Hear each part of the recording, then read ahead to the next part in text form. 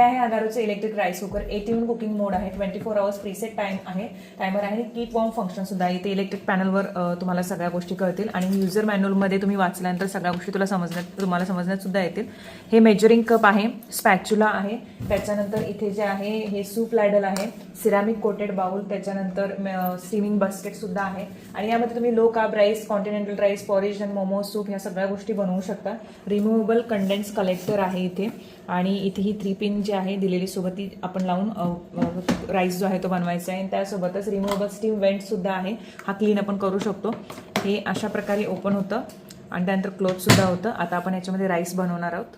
Measuring कपने मी 1 cup मोजून तांदूळ घेतले होते, ते स्वच्छ धुवून घेतले.